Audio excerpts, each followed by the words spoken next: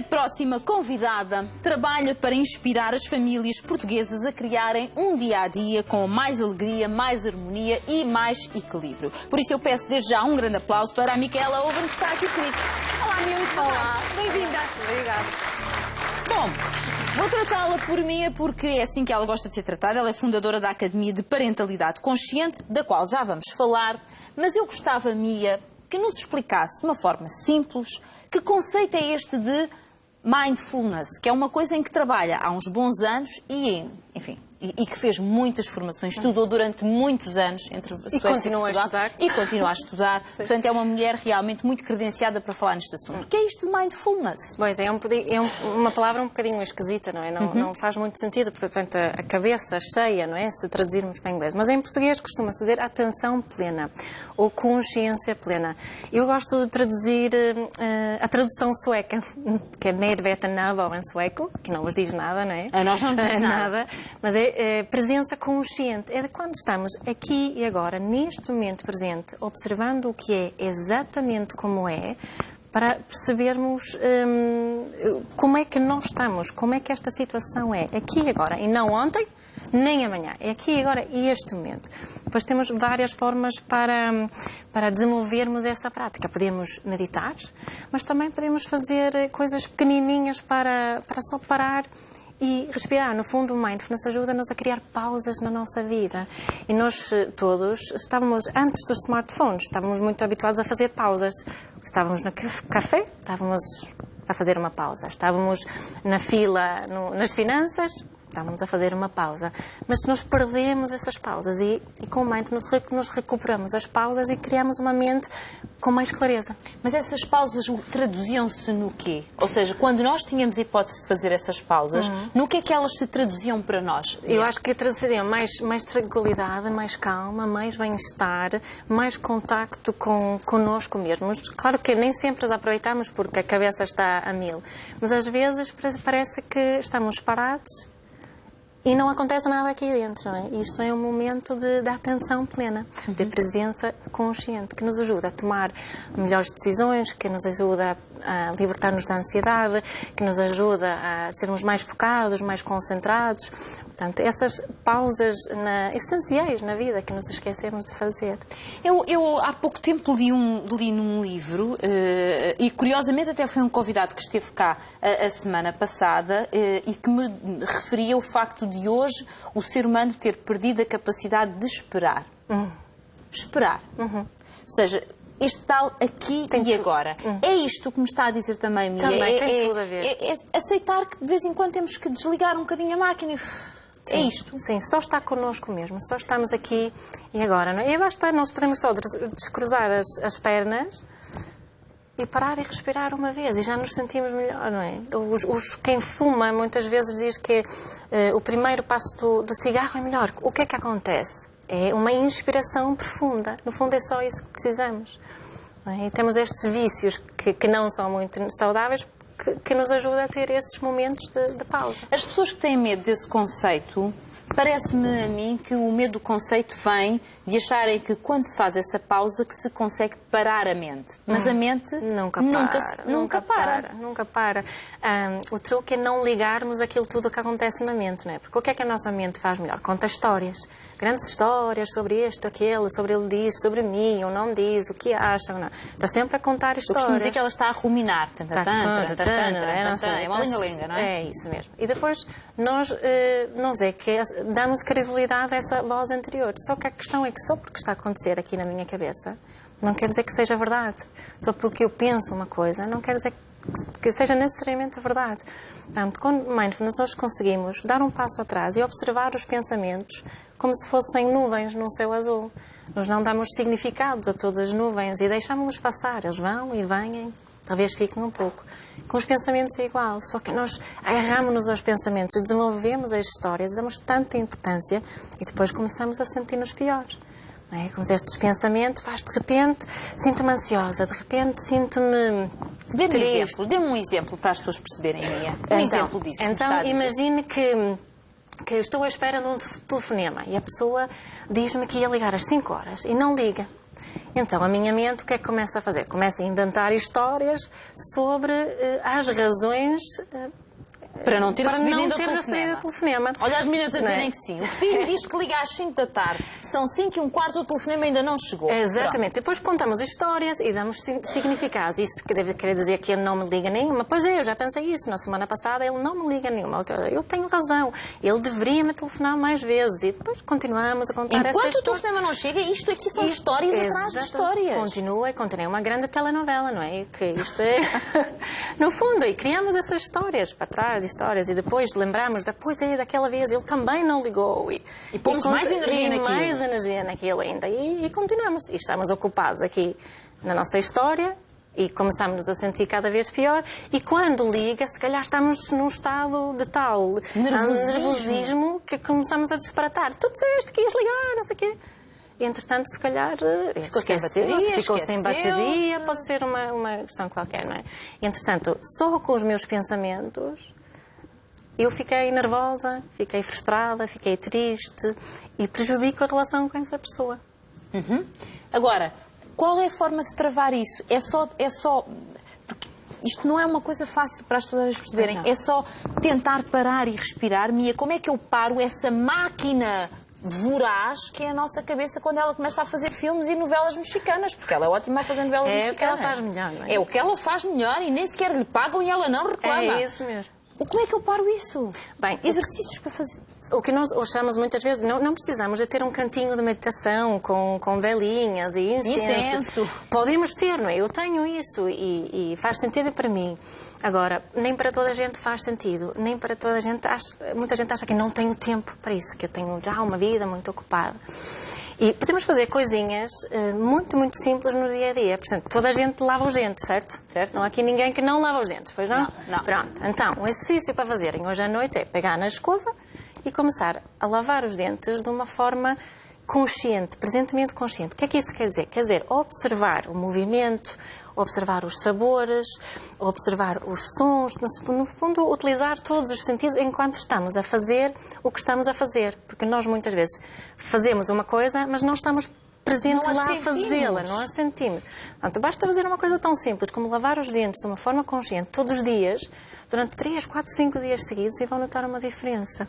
E cada vez que aparecerem histórias, pensamentos, voltar para aquilo que estamos a fazer. Ou seja, estou a lavar os dentes, vêm as histórias sobre a Maria que deveria ter feito uma coisa que ela não fez. Não, espera lá, isso é uma nuvem que vai passar e eu vou voltar para a escovagem das minhas dentes. Portanto, isso é uma coisa simples. Quem diz lavar dentes, lavar a louça, tomar banho, começar assim. Ou seja, começar com coisas pequeninas a treinar a nossa mente para ela ser mais... A palavra se calhar não é certa. Obediente? Sim, disciplinada, se calhar. Eu acho que nós somos a mente... Para não atrapalhar o sentir, porque ela atrapalha o sentir, não é? Se ela entrar ali com a sua... não é? Entrar ali com aqueles balõezinhos, blá, blá, blá, blá, blá, blá, atrapalha todo o nosso sentir. Agora pergunto outra coisa, Mia. Pegando nestes princípios do Mindfulness, como é que se transporta estes princípios e estes ensinamentos para as várias áreas da nossa vida? Já vamos à parentalidade, que é uma área que apaixona, já lá vamos. Mas como é que eu transporto isso para o meu trabalho, por exemplo? Bem, muitas pessoas sim, vivem sobre muita pressão no trabalho, e há coisinhas pequeninas que acontecem no trabalho de muitas pessoas que podemos também utilizar como práticas de mindfulness, porque isto é uma prática constante, não é? Para mim, mindfulness é mais um modo de vida do que só um conjunto de técnicas, da forma como eu me relaciono com a minha vida. Mas muitas pessoas, que toda a gente hoje em dia, voltamos aos telemóveis, e os telemóveis fazem sons, os plings, nas mensagens, os WhatsApps, nos toques, tudo. Isso podemos utilizar como lembretes da prática da mindfulness. Cada vez que eu ouço o meu telefone, em vez de pegar logo, que fazemos muitas vezes, posso respirar e depois pegar. O que é que isso vai fazer? Vai fazer com que eu esteja mais disponível para todos os desafios que o meu trabalho me apresenta. Porque se eu estiver num estado emocional calmo, vou tender a reagir de uma forma calma perante os desafios. Se eu estiver só na roda do hamster, neste stress constante, vou responder num estado de stress. Isto, claro que a ciência já estudou isto. Há explicações do que é que acontece no corpo quando praticamos mindfulness. Sim, isso há muitos estudos que comprovam. Não estamos aqui a falar nada que são teorias, mas não há resultados. Não, há muitos estudos que comprovam o que a Mia aqui está a explicar. Portanto, isto toda a gente sabe, referir, não é? sim, É importante referir. Só sabemos que só a ciência por si só não muda a minha vida. Eu tenho que praticar para mudar a minha vida. Não basta eu ler sobre... É preciso pormos em prática e ter essa intenção. E às vezes vai correr bem, outras vezes vai correr menos bem. Está tudo bem. Não interessa. O que interessa é a intenção de praticarmos. Isso, este aspecto que referiu agora da respiração, a respiração parece-me ser dos aliados mais preciosos que nós podemos ter. Sem dúvida. E é uma coisa que está acessível, não é? Nós podemos respirar, qualquer pessoa pode respirar, não é bem assim, se a pessoa tiver uma patologia associada à respiração, não pode. Mas tirando esses casos, qualquer pessoa pode fazer uma respiração que seja mais tranquilizadora. Sim, sim. O que acontece é que muitas vezes, quando começam a observar a respiração, primeira sensação é da ansiedade. Começam a respirar pior, mas depois, tendo essa paciência, esperar um bocadinho, vão se sentir melhor. Aliás, nós temos dicas, não é, de comuns que dizem respira fundo. Porquê que dizemos respira fundo? Porque isso nos faz sentir melhor, faz-nos acalmar. Só que nos esquecemos disso em momentos-chave, não é? Quando ninguém nos lembra de respirar fundo. E se nós treinarmos em momentos de mais calma, em momentos em que não estamos estressados, depois nos momentos de stress, de desafio, nós vamos ter mais facilidade em utilizar essas ferramentas. E a respiração é a ferramenta.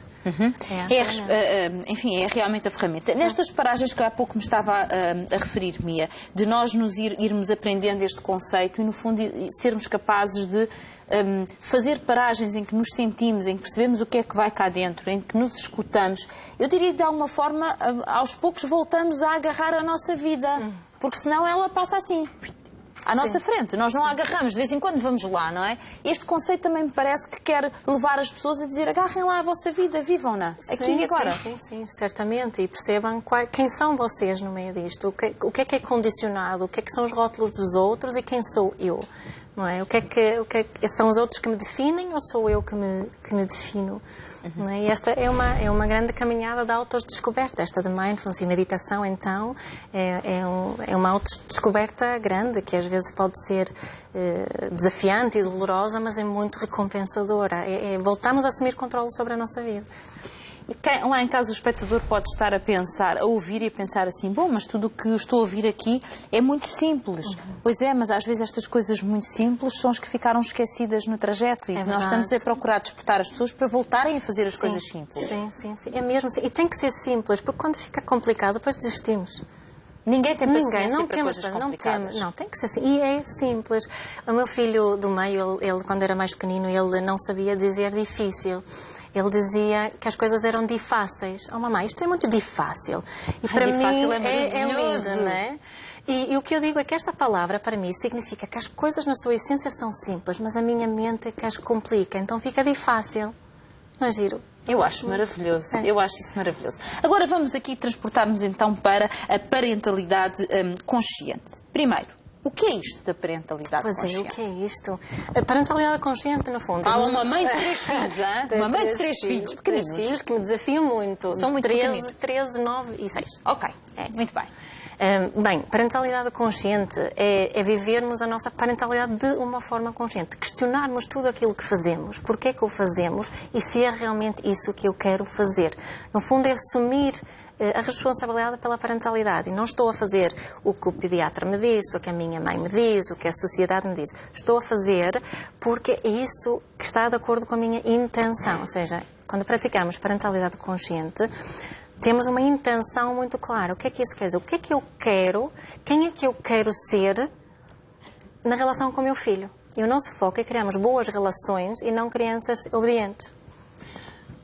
É importante explicar esse conceito da obediência, porque eu sei que é uma coisa que lhe é muito cara assim. E esta coisa da obediência assim, incomoda um bocadinho. Incomoda realmente um bocadinho. Mas porque não gosta que as crianças sejam obedientes? Acha que isso é um mau sinal, uma criança obediente? O que eu costumo perguntar é se os pais querem que os seus filhos, quando forem adultos, que sejam colaboradores obedientes ou colaboradores que colaborem, que saibam colaborar, que saibam questionar aquilo que lhes é pedido e que saibam criar boas relações com as pessoas à sua volta. E a resposta normalmente é a segunda, não é? Não querem que os filhos sejam obedientes. Eu também, para mim é muito prático quando os meus filhos me obedecem, quando ponho o cinto, quando digo para pôr o cinto, quando comem, quando digo come. Só que eu tenho que pensar a longo prazo. Porque aqui eu não estou a educar crianças, eu estou a educar futuros adultos, futuros cidadãos, não é? Que tipo de cidadãos é que eu quero ajudar a educar, não é? Em que tipo de sociedade é que eu quero viver, não é? Quando falamos em parentalidade consciente, não é só a situação imediata que é importante, é o todo. Em que mundo que quero viver?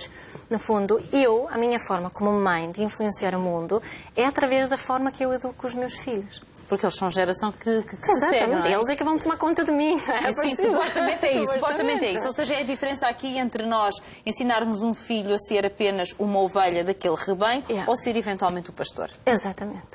Falamos deste conceito daqui a 2 minutos.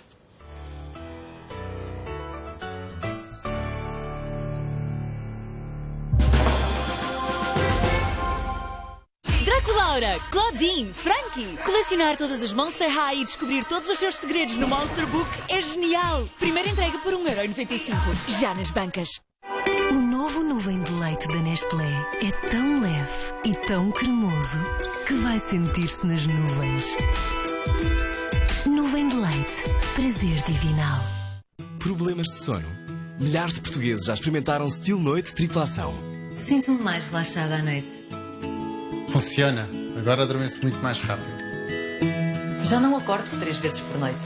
Era mesmo o que eu precisava. Experimente Steel Noite tripla ação. Não causa dependência e devolve-lhe o sono dos seus sonhos. Entre no seu dia-a-dia digital. Na app Santander Tota, pode simular o seu crédito pessoal. Selecione pedir crédito, escolha o montante e prazo, simule para ver as condições. Analise a documentação e confirme-se de acordo. Aguarde. Se aprovado, o seu crédito fica disponível na conta. Já está. Crédito Simples. O crédito pessoal simplesmente próximo de si. Chegaram os saldos do Mel.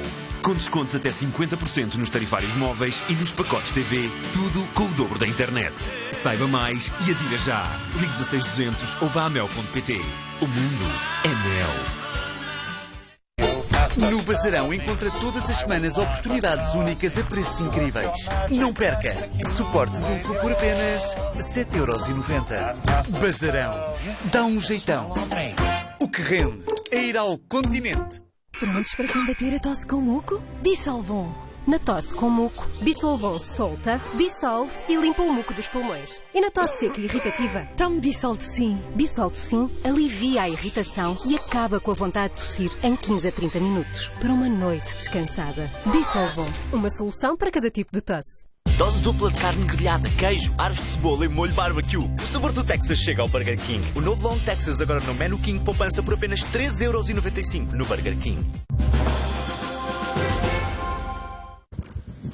Ora, e voltamos a esta conversa com a Mia. Estávamos aqui a falar da parentalidade consciente. Estávamos a falar também da diferença de ensinar os nossos filhos a serem mais uma ovelha do rebanho ou a serem eventualmente os pastores. Quero eu pedir então à Mia que nos explique esta questão de sermos capazes de ensinar as regras aos nossos filhos, porque a sociedade tem regras, obviamente, sem lhes cortar a liberdade e a espontaneidade. Isto é um mega desafio, parece-me a mim. É um bom desafio. Eu costumo dizer que a parentalidade é o melhor curso de desenvolvimento pessoal do mundo. Não há melhor curso. E se aceitarmos a inscrição que fizemos, não é? E se realmente estivermos dedicados a isso e olhar para a parentalidade como um processo de desenvolvimento pessoal, não é? Então, o que eu costumo falar, em vez de regras, é falar de limites pessoais. Porque nas nossas relações, eu como meu marido, entre nós os dois eu não tenho regras. Não é? Eu não digo que, olha, tu não seguiste a regra. Portanto, os meus filhos às vezes brincam e dizem, nós não temos regras em casa. Então as pessoas não têm regras. As pessoas devem se enervar imenso a ouvir isso. É pensar, são os índios lá em casa ainda. Mas o que é que nós temos? O que eu trabalho com os meus filhos, como eu estou a procurar criar boas relações com ele, é falar de limites pessoais. Quais são os meus limites pessoais. Porque o que eu, em primeiro lugar, quero que eles aprendam a respeitar cada pessoa que tem à sua frente, independentemente das regras. E o que eu noto é, quando eles ficam a saber, conseguem relacionar com as pessoas, respeitar os limites das pessoas, facilmente adaptam-se às regras, às normas da sociedade. Eu nunca tive uma queixa das escolas que não conseguem seguir as regras. Como todas as crianças, às vezes quebram regras da escola, obviamente. Mas isso não é um problema. Em primeiro lugar, é criar ser clara com os meus limites. Isso também quer dizer que hoje podemos fazer um castelo na sala, mas amanhã se calhar estou demasiado cansada para castelos em sala. E se eu tivesse sempre a regra que na sala não há castelos, não havia essa flexibilidade. E também tenho neste processo eu de respeitar os limites deles, porque os nossos filhos estão-nos sempre a comunicar limites. E se eu quero que eles respeitem os meus, eu tenho que respeitar os limites deles, que podem ser simples, como eu tenho frio, mas se calhar eles não têm. E será que tenho mesmo que os obrigar a pôr o casaco? Ou posso só ter um bocadinho de paciência para sentirem o frio, para depois porem o casaco? Não é? Se estou a ensiná-los, em coisas pequeninas do dia-a-dia, a respeitarem os limites. Eu respeito os limites deles e eles, assim, também querem respeitar os meus limites. Isso mostra uma visão da parentalidade, onde há um enorme respeito pela criança na sua individualidade. Sim. A criança não é, não me leva a mal, vai perceber a minha expressão, uma criaturazinha que nós moldamos e esticamos, qual plasticina. Agora vem para a direita, agora vem para a esquerda, agora vais lá para cima. Não. Tem a sua própria vivência e, portanto, nós temos que saber manifestar-se, temos que saber mostrar quem é, quem não é, e às vezes isso não é uma coisa fácil porque os pais têm uma certa tendência a querer moldá-los, ainda estão no berço. Sim. Sim, mas sem dúvida, nem nasceram e já estão a pensar. Mas todos nós, tu dizer pais, eu também me integro nesses pais que às vezes queremos moldá-los, não é? Claro, claro, e é frustrante quando não são como nós queremos que sejam, quando não fazem aquilo que gostávamos que fizessem, não é? Porque nós identificamos tanto o nosso valor também no valor da que as pessoas dão aos nossos filhos. Eu costumo falar dos valores da parentalidade consciente e um deles é o que eu chamo igual valor. Quer dizer que na família todos temos igual valor, não temos a mesma responsabilidade. Mas igual valor quer dizer que eu tenho o direito de exprimir as minhas emoções, necessidades, opiniões e desejos da mesma forma que os meus filhos têm. Isso não quer dizer que eu lhes vou dar tudo o que eles me pedem, mas posso reconhecer que eles têm o desejo de comer um gelado e posso dizer que não. Mas não preciso de os julgar. Como fazemos muitas vezes, não tem jeito nenhum, vamos jantar daqui um bocadinho gelado agora, tu sabes muito bem que não comemos gelado, não é? Ou podemos só dizer, tens vontade de comer um gelado? Está bem, mas vamos jantar daqui um bocadinho. E basta. Isso é demonstrar igual valor. Estou a reconhecer o desejo, mas não quer dizer que vou satisfazer o desejo. Isso também denota que é preciso saber desenvolver a paciência. Muito. É por isso que temos também o mindfulness, que nos ajuda muito, muito, muito, muito a desenvolver a paciência. O que não quer dizer que vamos sempre ter paciência, mas vamos ter mais vezes paciência, não é? Esse eu acho que é um grande desafio, porque me parece que o ser humano hoje em dia, na generalidade dos casos, tem pouca paciência para tudo. Como há pouco dizia, se já não sabe esperar, imagina a paciência que tem para o resto, não é? E eu pergunto, gerir esta paciência com os filhos implica voltar a aprender a respirar muitas vezes quando é preciso. Muitas vezes. Há uma ferramenta vulgar que muitas pessoas com o qual não concordo, que é o chamado time-out, não é? O castigo, isolar a criança. Assim, que costumo recomendar aos pais fazerem um time-out, que é assumir controle, não é? Sobre aquilo que eu estou a sentir e, se calhar, eu própria sair da situação um bocadinho para respirar. Quando há uma situação de confronto, em vez de imediatamente dizer à criança, vai para a criança, está já. Sairmos nós e nos respirar. Se sentirmos que não consigo manter a paciência, então é melhor dar um passo atrás, sair, olha, deixa-me só respirar um bocadinho, já volto para falarmos sobre esta situação. Não é? Isso normalmente tem que efeito na criança. O facto de sermos nós a afastarmos da zona de conflito e do momento do conflito para regressarmos mais calmos, que efeito normalmente é que isso tem na criança? Já deve ser inesperado, sim, não é? Depende um bocadinho da idade da criança. Claro. Uma criança muito pequenina pode-se assustar. Portanto, se for muito pequenina, não vamos sair da vista da criança. Mas uma criança mais velha aprende, por exemplo, que esta pessoa está a assumir responsabilidade pelos seus limites e pelas suas emoções e pelas suas reações. E isso, acredito eu, é uma ótima aprendizagem para a criança, para ela poder modelar isso. Porque como é que as crianças aprendem, não é? Não é tanto com as minhas palavras como com as minhas ações. Sem Todos dúvida nós nenhuma. sabemos isso. Não é? Se eu tiver, perante uma situação de conflito, um comportamento que demonstra que estou a assumir responsabilidade pelas minhas reações, não estou a culpar o outro, estou a procurar ter paciência, estou a mostrar os meus limites, então eu acredito que a criança tem um bom modelo para seguir. Falamos aqui de outra coisa que eu também acho que é muito importante, que é a questão do amor incondicional.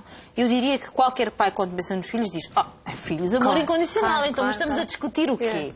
O que é que há a explicar relativamente ao amor incondicional e à parentalidade consciente, Mia? O que é que nós precisamos de perceber? Nós, enquanto pais, os educadores, os avós. Eu costumo fazer a comparação de que quando nasce uma criança, nós sentimos amor incondicional, não é? E continuamos a sentir amor incondicional. Mas quando a criança cresce, parece que o nosso amor incondicional, o nosso comportamento não demonstra esse amor incondicional. Começa a transformar-se num amor condicionado, não é? Um amor condicional. Se comeres a sopa, vamos brincar. Não é? E utilizamos o amor como uma moeda de troca, não é? Se não te portares bem, não vamos ao parque. Se não fizeres isso, não podes jogar mais no iPad. Isso são tudo estratégias que comunicam amor condicional. E é isso que conta depois no desenvolvimento da autoestima da criança. Quanto mais amor incondicional nós sentirmos, melhor desenvolverá a nossa autoestima. Mais uma vez, isso não quer dizer que eu vou deixar a criança fazer tudo o que ela quer, mas quer dizer que não vou utilizar amor como moeda de troca. Okay? Que nós fazemos muitas vezes. Hoje em dia, cada vez mais invulgar o castigo, não é? Mas trocamos com outra estratégia de manipulação, que é as recompensas e os prémios. No fundo, como é que a Mia faz quando é assim? Imagine que, lá está, o seu filho, não sei, pegando um dos exemplos que até porque tem 3 filhos, tem 3 exemplos diferentes, e eles provavelmente são muito diferentes uns dos outros. Deve haver um mais desafiante do que os outros, há sempre. Há sempre. Mas como é que a Mia faz? Quando, enfim, no fundo, quer que a criança faça qualquer coisa, não usando as moedas de troca, como é que faz? Dê-me um exemplo. O que eu imagina, vou utilizar um exemplo de há um copo de água na sala e já está ali muito tempo e eu gostava que fosse arrumado, não é? Podia dizer, olha, se não arrumares o copo, não jogas mais no iPad, não é? Seria uma estratégia muito utilizada e é uma estratégia mais baseada no amor condicional. O que é que eu posso dizer? Olha, filho, aquele copo de água está lá desde ontem à noite. E, sabes, eu gosto muito de ter a sala mais arrumada. Será que podes arrumar o copo de água agora? Isso não garante um sim. Mas quanto mais utilizarmos este tipo de comunicação, mais tendência as crianças têm a colaborar. Porque eu não estou a julgar, não estou a chatear, não é? Depois os pais dizem-me, mas eu já tentei isso e não funciona. Não. Então pergunto, mas que tipo de tom de voz é que utilizaste? Olhaste a criança nos olhos, estavas conectada com ela, não é? Portanto, não é só gritar da cozinha, olha, está ali um copo de água já há muito tempo, não é? É preciso ir lá ter, olhar a criança nos olhos e explicar e dizer o que é que esta situação faz comigo, dar-me a conhecer, comunicar os meus limites. Portanto, isso é um processo. E se nós queremos boas relações, nós temos de estar dispostos a investir nas relações, não é? Tal como uma relação amorosa, que é a mesma questão. Porque é tão curioso, não é? Se for numa relação amorosa, há essa disponibilidade e às vezes até a paciência de esperar que o outro compreenda, nos conheça. Sim. E depois com os filhos queremos que seja estalou os dedos, claro. E pronto, e a criança já está como nós queremos. Não existe, não é? Sim. Não existe. Sim. Hoje em dia, uma das coisas que se nota muito é esta chantagem, não é? Parece que é, talvez, das ferramentas mais utilizadas. Sem dúvida. Consegue perceber porque é que, com o passar do tempo, isto foi tornando... Porque, por exemplo, eu lembro-me, quando era garota, não me lembro da minha mãe dizer este género de coisas. Não sei quê, não sei quê. Não ouviu, não sei quê. Pronto. Pois. Mas porquê é que isto foi ganhando cada vez mais peso? As chantagens e ameaças, não é? São as duas coisas. Sim, e as ameaças também. São ferramentas muito utilizadas. Eu acho que há muitos pais que sentem que eu não quero castigar, não quero ir para aquela linha, não quero dar palmadas, não quero fazer. E depois ainda não encontraram a forma certa. E, no fundo, a chantagem muitas vezes funciona. Não é? Muitas vezes funciona. Porquê? Porque está baseada em medo. A criança tem medo de não obter aquilo que quer, aquilo que deseja, não é? Portanto, no fundo, ela está a colaborar nessa chantagem. E eu acho que as pessoas continuam a utilizar porque muitas vezes funciona. Só que a pergunta que temos que fazer é: a custa de quê? A custa de quê? Que tipo de relação é que estou a desenvolver e o que é que, na realidade, o meu filho está a aprender com isto? Não é? Se tenho um conflito com o meu filho e só sei chantagear para conseguir que ele faça aquilo que eu quero, não estou a desenvolver as competências dele de resolução de conflitos. Até porque o próprio prémio é uma chantagem. Exatamente. Se tu passares de ano, eu compro-te uma bicicleta. Se não sei o quê... Que género de adulto é que pode ser uma pessoa que aprende a que cada coisa obtém-se em troca de uma chantagem? Pois, isso também, depois reflete-se muito, não é? Depois damos o prémio e a motivação torna-se muito extrínseca. Já não tem essa motivação. Isso quando falamos dos estudos, por exemplo. Porquê é que as crianças não têm interesse nenhum de estudos? Isso é outro programa só, não é? Mas é porque a motivação com as notas, com estes prémios, torna-se muito lá de fora. E depois temos que aumentar sempre os prémios, não é? Não chega. Depois, com a idade, tem que ser cada vez mais aliciante. E não é isso que nós queremos realmente ensinar, pois não? Aliás, a Mia disse, enfim, num dos livros que li seus, num dos textos, já não me recordo bem, mas li em determinado momento uma coisa que disse que eu achei muito curiosa, que tinha a ver com o facto de, hoje em dia, se falar muito dos adolescentes que não têm objetivos, ou parece que não têm motivação para atingir objetivos, para definir objetivos, quase como se andassem cá por andar. E isso pode ser consequência disto que estamos a falar? Eu acredito que sim, Fátima, acredito que sim. É mesmo isso. Também tem que ser sempre compensados. Não há uma compensação, não vale a pena mexer. Não vale a pena, porque foi isso que ensinamos, não é? É muito isso que ensinamos. E pronto, e como a alternativa, às vezes a alternativa ser castigado também não quer dizer nada. Não tem que ir à escola, pronto, fica aqui com o telemóvel, sei lá que é. Não é? Agora, vamos lá ver, esta mudança de mentalidade, porque aqui no fundo estamos a falar de uma mudança de mentalidade, é uma coisa que vai sendo gradual. Eu sei que a Mia trabalha muito isso, em cursos com os pais, com as escolas, com os infantários, procurar ensinar outra forma de educar e de estar com as crianças. Eu já não digo outra coisa, de estar com as crianças. O objetivo é qual exatamente? É conseguirmos olhar para as crianças de que modo, Mia? Bem, eu acho que vai mais fundo, sim, não é? Eu acho que voltamos ao igual valor, de olhar para as crianças como seres com o mesmo valor que nós temos. E que só porque eu tenho uma opinião não quer dizer que a opinião da criança valha menos. Eu tenho mais responsabilidade, mais anos de vida, mais experiência, que faz com que eu tenha que assumir certos tipos de responsabilidade, não é? E eu tenho muito poder perante a criança. E só que eu posso utilizar esse poder de uma forma punitiva ou uma forma protetora, não é? Uma coisa é punir a criança, outra coisa é protegê-la. Okay? Eu não vou deixar os meus filhos atravessarem uma estrada muito traficada sozinhos. Vou proteger, mesmo que eles queiram, vou agarrar e não vou deixar. Mas quando estão a correr na marginal da praia e estão a correr e arriscam-se a correr, se calhar já não é estar a proteger a criança, agarrá-la para ela não cair. Se calhar ela precisa de cair para aprender que se correr assim podem ter essas consequências. E no fundo, a ideia aqui é de criarmos boas relações com as crianças, relações onde elas ficam a conhecer-se a elas próprias, né? E também nos damos a conhecer, porque numa boa relação eu dou e recebo, dou e recebo, dou e recebo. Agora, eu tenho aqui estes dois livros da Mia, o Educar com Mindfulness e também este que está aqui, que é o Heartfulness, Enfrenta a Vida de Coração Aberto. No fundo, enfim, detalhadíssimos os livros, obviamente, nós aqui não tocámos nem um 20º dos pontos que aqui são abordados. O princípio é sempre o mesmo, o princípio, Mia, é sempre este princípio de, no fundo, nós sabermos sentir a vida, sentir as pessoas que estão connosco, respirarmos a vida e ensinarmos quem está à nossa volta a fazer o mesmo. Sim. É sempre esta a base. Sim, essa base, e adicionava também mais uma coisa, que era vivermos com intenção, de sabermos qual é a minha intenção, porque é que eu faço o que faço. Faço porque é isso que quero fazer, porque é isso que é o chamamento da vida, na minha vida, ou faço porque é a expectativa dos outros, a expectativa da sociedade, do meu companheiro, dos meus pais, seja quem for. Eu faço porque é por mim. Eu acho que adicionava isso da parte da intenção, viver com intenção. Pode parecer óbvio, não é? Mas muitas pessoas, se perguntar qual é a sua intenção, elas não sabem. Não sabem. Então, na parentalidade, ninguém sabe. Intenção, mas o que é? Pois. Mas pergunta, nessas reuniões que têm a nível de pergunta. Eu começo sempre pela definição da intenção, não é? E as pessoas dizem muitas vezes, quero que os meus filhos sejam honestos e respeitadores. Ok, isso são expectativas, já não é uma intenção.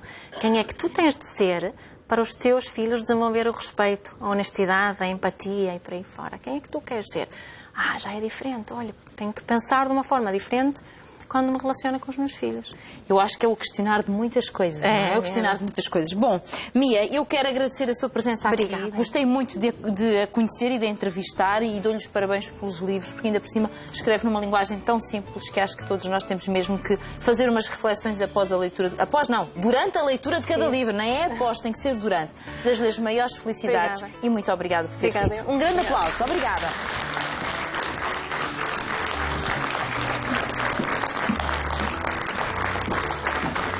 Muito bem.